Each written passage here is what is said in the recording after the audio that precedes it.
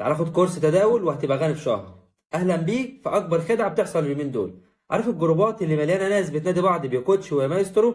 عارف الاكاديميات اللي بتقول لك التداول سهل، خد كورس وهتكسب الاف الدولارات؟ كل ده جزء من مخطط هدفه الاساسي انك تسوق ليهم. ازاي الفخ بيبدا؟ تلاقي اعلان بيقول لك كورس تداول مجاني او كورس التداول ب 2000 جنيه والاماكن محدوده. او زي ما حصل معاه شخصيا، واحد صاحبي لقيته منزل ستوري ان صفقه اليوم تمت $100، فشدني الموضوع فكلمته ورحت قعدت معاه. مسكني بقى بكلام كتير عن التداول وفجأة دخل على موضوع التسويق وقال لي ممكن تجيب ناس وتاخد عمولة من وراها والكل بيكسب. رد كان واضح، انا عاوز اتعلم تداول اقعد في بيتي واشتغل مع نفسي مش اجري ورا ناس. هنا بدأ يقنعني ان الموضوع سهل وقال لي في خلال شهر هتبقى فلوسك بتتضاعف. سألت نفسي ازاي في خلال شهر؟ طب انت ليه ما بتشتغلش على نفسك وسبتك من الموضوع ده؟ وليه انت قاعد بتقنعني؟ يعني انت قاعد بتقنعني ليه طالما انت ممكن في خلال شهر تعمل فلوس؟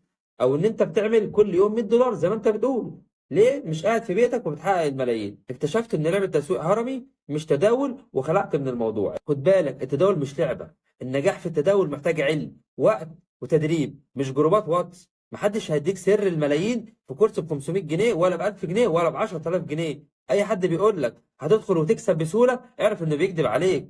ما تقعش ضحيه لكلام كوتش ويا اسطوره، انت اكبر من كده. عايز تتعلم اتعلم حاجه انت عارفها وضامنها. السلام عليكم.